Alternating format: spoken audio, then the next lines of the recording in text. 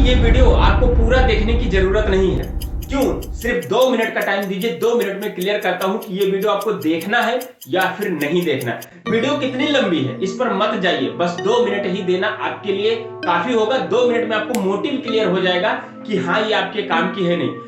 ऐसे लोग जो बिजनेस किए हुए हैं, जिन्होंने बिजनेस ऑलरेडी शुरू कर दिया है, या फिर ऐसे लोग जो लोग बिजनेस शुरू करने के बारे में सोचे हुए, यानी कि ये जो स्टार्टअप करने वाले हैं और एक वो जिन्होंने ऑलरेडी स्टार्टअप करके एंटरप्रेन्योर की जर्नी में शुरू कर दिए हैं चलना, ऐसे लोगों के लिए आज 10 ऐसे मसल्स देने जा रहा हूं जो आपके बिजनेस को बड़ा बिजनेस बनाएगा। उसकी बात वीडियो में आगे करेंगे। पहले समझते हैं आपके बिजनेस में आने वाली ऐसी प्रॉब्लम्स को जिसकी वजह से आपने जब बिजनेस शुरू किया होता है तो आप सोचे होते हैं कि इन्वेस्टमेंट तो आज छोटा लगा दे रहा हूं, लेकिन कल को मेरा प्रॉफिट क्या होगा? हाई होगा। बट क्या ऐसा हुआ? अगर नहीं हुआ तो उसकी प्रॉब्लम समझिए कि अगर आप बिजनेस कर रहे हैं या फिर करने वाले हैं तो आप बिजनेस कैसे कर रहे हैं? एम्प्लॉय की तरह या फिर बिजनेसमैन की तरह? बिजनेसमैन बिजनेस करता है अपने आप को रिप्लेस करने के लिए और एम्प्लॉय बिजनेस करता है अपने बिजनेस को चलाने के लिए। क्या बोल रहा हूं, समझ में आ रहा? एक जॉब पर्सन अपनी 10 बजे से लेकर शाम को 6 बजे या 4 बजे तक की अपनी जो टाइमिंग होती है उसको पूरा करता है कंपनी में। कहीं ऐसे ही तो नहीं कि आप सुबह जाते हैं, दुकान खोलते हैं और शाम को 6 बजे 7 बजे 8 बजे पहुंचते पहुंचते दुकान आप बंद करके घरे चले जाते हैं। और कहीं ऐसा तो नहीं कि अगर आप हो यानी कि गल्ले पर बैठे हो, आपने दुकान का शटर आप उठा रहे हो तो क्या है, बिजनेस ओपन है, बिजनेस चल रहा, पूरा दिन रन कर रहा। लेकिन अगर आपने शटर डाउन किया किसी दिन या फिर किसी वजह से आप नहीं जा पाते हैं दुकान पे, तो क्या तब भी आपका दुकान खुला रहेगा या फिर बंद हो जाएगा? ये बहुत बड़ा सवाल है। तीसरी चीज ये है कि जब आपने बिजनेस शुरू किया था तो आपने क्या सोचा था? आज 5 लाख 10 लाख 15 लाख 20 लाख का जो मैं इन्वेस्टमेंट लगा रहा हूं, इससे मुझे कितना प्रॉफिट जनरेट करना, महीने में 2 लाख 4 लाख 5 लाख 10 लाख कितना करना है? क्या उस गोल तक आज तक आप पहुंच पाए? अगर आप नहीं पहुंच पाए हैं तो आप एक डायरी और पेन लेकर एनालिसिस कीजिए कि आप आखिर वहां तक क्यों नहीं पहुंच पाए हैं। आपके बिजनेस में ऐसी कौन सी कमियां हैं? क्या आपने कोई ऐसी स्ट्रेटजी बिल्ड की हुई है कि अगर आप अब्सेंस हो बिजनेस में, जिस दिन आप नहीं गए हो, तो कोई ऐसा लीडर, कोई ऐसा एम्प्लॉय है जो आपके ना रहते हुए बिजनेस में आपको स्केल करने के लिए काम करे? या फिर आप अपने आप को उसी बिजनेस में, उसी सेल्स को, उसी स्टॉक को, उसी कस्टमर सर्विस को मेंटेन करने में समय दे रहे हो? अगर इन सभी चीजों से आप बाहर नहीं निकलोगे तो दूसरी चीजों का इंप्लीमेंटेशन आप कैसे करोगे? कैसे सोच पाओगे कि मुझे प्रोडक्ट नए ऐड करने हैं या फिर दूसरी दुकान खोलनी है या फिर मार्केट रिसर्च करने है या फिर कस्टमर के लिए मार्केटिंग करनी है या फिर नए एम्प्लॉय को हायर करना है या फिर अपने लिए लीडर तैयार करना है, यानी कि नवरत्ना को तैयार करना है? ये सारी चीजें आप क्लियर कैसे कर पाओगे? तो अगर ये सारी प्रॉब्लम्स आपके बिजनेस में, आपके स्टार्टअप में, आपके दुकान में है तो डेफिनेटली ये वीडियो आपको देखने की जरूरत है। और अगर नहीं है, यानी कि आप खुश हो, आज 10 लाख 20 लाख रुपए लगाकर महीने का 30,000 40,000 कमाकर आप खुश हो, तो आप खुश रहो, फिर आपको ये वीडियो देखने की बिल्कुल भी भाई मेरे जरूरत नहीं है। अब आगे की वीडियो में उस 10 मसल्स के बारे में बात करते हैं जो आपके बिजनेस को जीरो से हीरो बनाने का काम करता है। तो चलिए आज की इस वीडियो की शुरुआत करते हैं। दोस्तों मैं हूं Brijesh Kumar, motivational speaker, business और करियर काउंसलर। तो शुरुआत करते हैं बिजनेस के पहले मसल्स से जो आपके बिजनेस को बहुत बड़ा बनाएगा, यानी कि बहुत ज्यादा स्केल करेगा। वो है स्केलेबल बिजनेस स्ट्रेटजी। आप चेक करो अपने बिजनेस में, जब से आपने बिजनेस को ओपन किया है, जब से स्टार्ट किया, आपने कितने प्रकार के चेंजेस को लाया है? क्या आपने प्रोडक्ट की वैरायटीज को चेक किया? अपने प्रोडक्ट को आज कितने वैरायटी में आप चेंज कर चुके हैं? आपने लोकेशंस को क्या चेंज किया? आप एक दुकान से 2 दुकान, 2 दुकान से 4 दुकान कर पाए हैं, या फिर अपनी फ्रेंचाइजी क्रिएट कर पाए हैं, या फिर अपने जिले से निकलकर अदर जिले में या फिर डिस्ट्रिक्ट में, या फिर डिस्ट्रिक्ट से निकलकर आप देश भर में जा पाए हैं? देश भर में जाने के बाद में क्या आप अपने आप को इंटरनेशनल लेवल पर लेकर जा पाए हैं? तो ये होता है बिजनेस को स्केल करने का स्ट्रेटजी। इस प्रकार से बिजनेस को स्केल करना होता है शुरुआती तौर पे। सेकंड मसल्स पे बात करते हैं, वो है आपका रिपीटेबल बिजनेस मॉडल।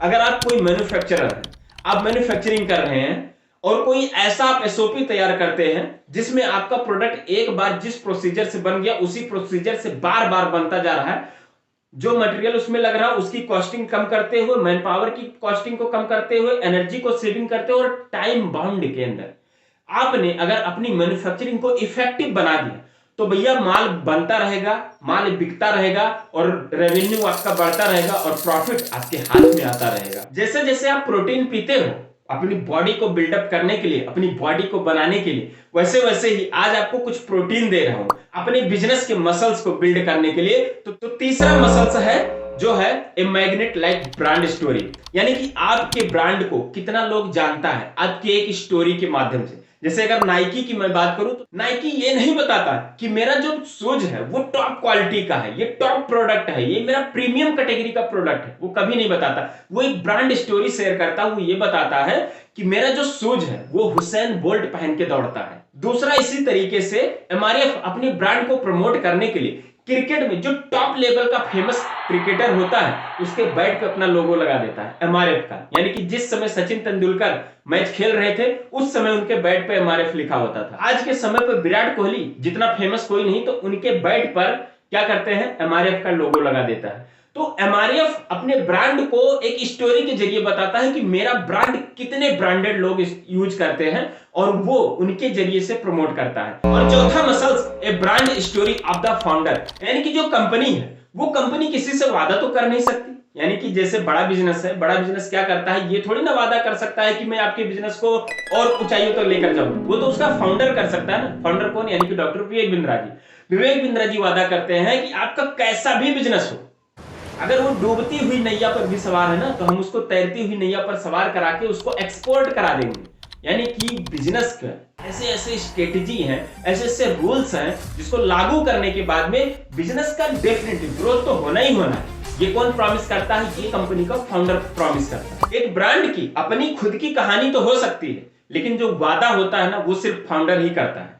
ऐसे जो टाटा का प्रोडक्ट है, जैसे टाटा एयरलाइंस हो गया या फिर टाटा का आपका कोई भी प्रोडक्ट ले लो, वो प्रोडक्ट आपसे वादा नहीं करता है कि मैं अपने आप में सबसे बेस्ट क्वालिटी हूं, आपके लाइफ में बहुत वैल्यू क्रिएट करेगा, आपको किसी भी प्रकार की प्रॉब्लम्स नहीं होगी, वो प्रॉब्लम हम सॉल्व करेंगे। ये वादा आपको कौन करेगा, ये करेंगे सर रतन टाटा जी। पांचवा जो आपके बिजनेस का एक और मसल्स बिल्डिंग करके देता है वो है लीन एग्जीक्यूशन प्लान, यानी कि जब भी आपके बिजनेस को एक स्टेप से दूसरे स्टेप, दूसरे से तीसरे, तीसरे से चौथे, चौथे से पांचवें, पांचवें से अपने गोल तक जब आपको पहुंचना होता है तो लीन एग्जीक्यूशन प्लान बनाए जाते हैं, यानी कि किस प्लान पर कब आपको कैसे कैसे काम करना है, इसकी बहुत सारी स्ट्रेटेजी होती है। और ये जितनी भी सारी चीजें मैं आपको बता रहा हूं, इसको मसल्स ना समझकर इसको एक सवाल समझिए और इसको एक पेन और पेपर पर नोट डाउन करके अपना मंथन कीजिए। जैसे समुद्र का मंथन हुआ था अमृत को पाने के लिए, वैसे आज आप अपने ब्रेन की स्टॉर्मिंग कीजिए, यानी अपने ब्रेन का मंथन कीजिए, ताकि आपको ये क्लियर हो पाए कि आपके बिजनेस में क्या ऐसी सारी प्रॉब्लम्स आ रही। अगर ये सारी प्रॉब्लम्स आ रही तो प्रॉफिट रूपी जो अमृत है वो आपको कैसे मिलेगा, उसके बारे में आपको सोचना है। और वो आपको मिलेगा कैसे, लास्ट में बताता हूं। छठा आपके बिजनेस का जो मसल्स है वो है clear product line, pricing and positioning. जैसे लिवाइस का जो जींस होता है वो एक बिल्कुल प्रोडक्ट का क्लियर लाइन है, उसकी पोजीशनिंग, उसकी प्राइसिंग बिल्कुल क्लियर है। जिसको भी लिवाइस का जींस लेना होता है वो किसी भी लिवाइस के शोरूम में जाएगा और सीधे से सीधे बोलेगा 511 का मुझे एक जींस चाहिए।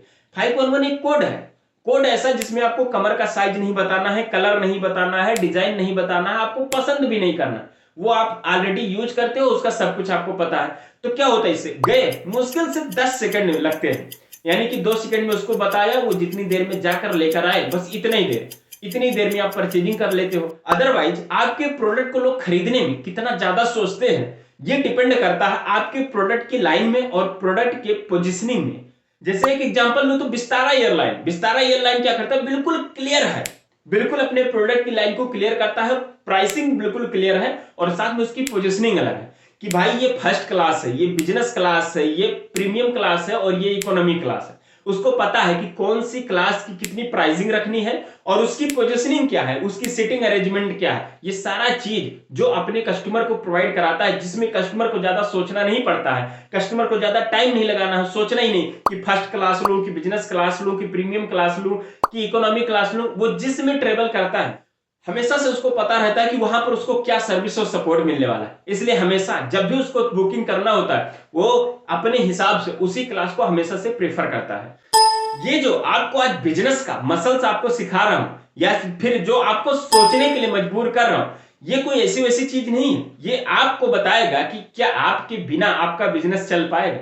ये जितने सारी चीजें मैं आपको बिजनेस के मसल्स में सिखा रहा हूं, यानी कि सातवां जो बिजनेस का मसल्स आपको बताने वाला हूं वो है ए टीम। ए मतलब A1 ग्रेड की टीम, एकदम टॉप क्वालिटी की टीम आपके पास में होनी चाहिए, यानी कि नवरत्ना टाइप की टीम होनी चाहिए जो आपके एब्सेंस में काम करे।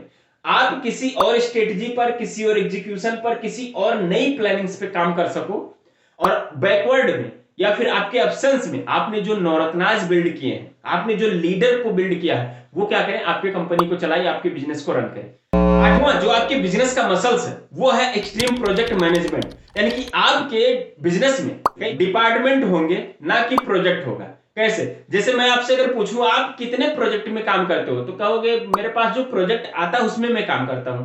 अगर पूछूं आपके पास में कितने डिपार्टमेंट है, तो आप गिनाने लगोगे, एचआर का डिपार्टमेंट, सेल्स का डिपार्टमेंट, प्रोडक्शन का डिपार्टमेंट, मार्केटिंग का है, सेल्स का है, अलग अलग डिपार्टमेंट है। मेरे पास में ऐसे 5-6 डिपार्टमेंट है, फाइनेंस का डिपार्टमेंट अलग है, हर प्रकार के डिपार्टमेंट अलग अलग काम करते हैं। ये तो हो गया डिपार्टमेंट। अब समझो डिपार्टमेंट में काम करने की क्या दिक्कतें हैं। आपको अगर इसके पीछे जो अभी जस्ट बताया कि ए टीम मतलब एक पर्सन से 20 पर्सन का काम कराना, आप डिपार्टमेंट में नहीं करा सकते। अगर आप बोलोगे सेल्स डिपार्टमेंट के पर्सन को बोलोगे कि आप मार्केटिंग डिपार्टमेंट की हेल्प कर दो, अभी आपके पास में काम नहीं है, तो सेल्स डिपार्टमेंट का मैन पावर है बोलेगा मेरा ये काम थोड़ी है मार्केटिंग का, मैं तो सेल्स के लिए आया हूं, मैं सेल्स में काम करूंगा।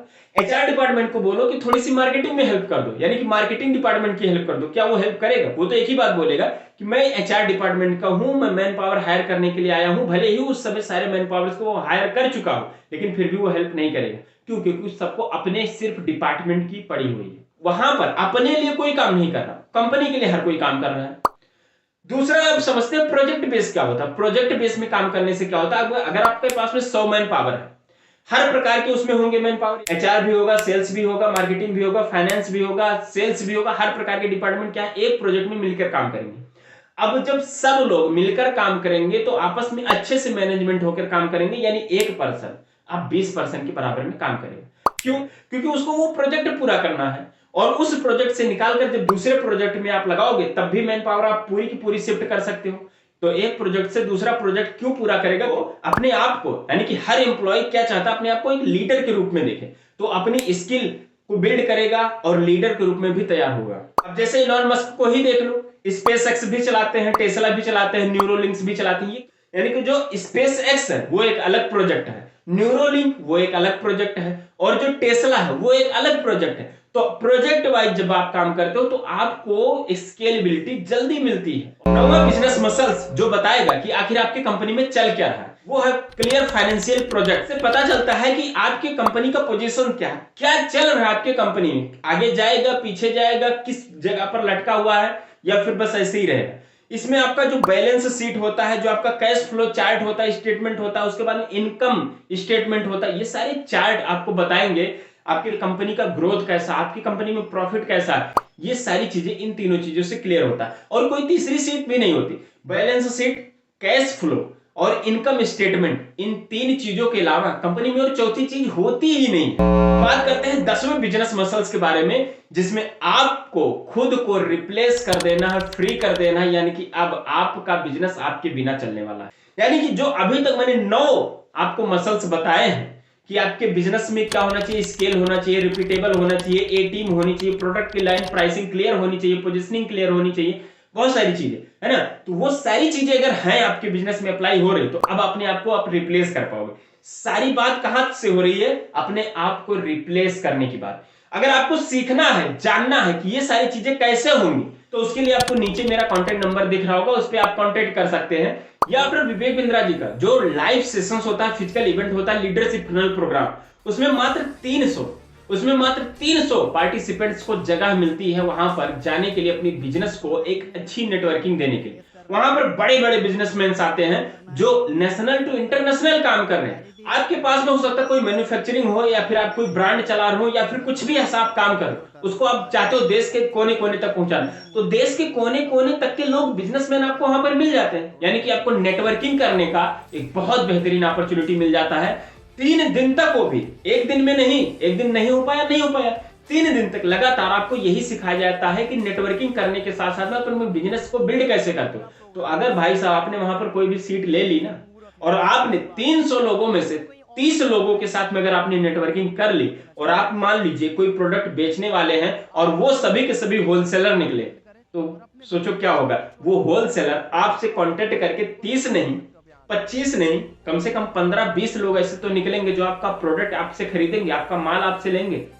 अब जब बल्क में कोई भी आपसे माल खरीदता है तो प्रॉफिट आपका बड़ा होता है, तो वहां पर इतनी बड़ी अपॉर्चुनिटी मिलती है लोगों को अपना बिजनेस स्केल करने के लिए।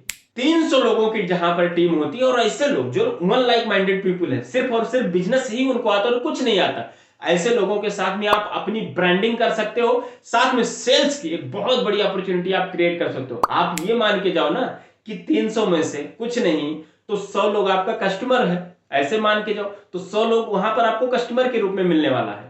आई होप आज की इस वीडियो से आपको क्लैरिटी तो मिली गई होगी कि आपको अपने बिजनेस को चलाने के लिए अपने आप को रिप्लेस तो करना ही करना पड़ेगा। भैया गल्ला छोड़ो कैंपेन है ये समझ लो, गल्ला तो छोड़ना ही छोड़ना पड़ेगा। अब वीडियो को लाइक कीजिए और इस वीडियो को अपने दोस्तों को साथ में शेयर कीजिए जो बिजनेस कर रहे हैं या फिर बिजनेस करने के बारे में सोच रहे हैं। तो दोस्तों मिलेंगे आने वाले एक और नेक्स्ट वीडियो में, तब तक के लिए नमस्कार, जय हिंद।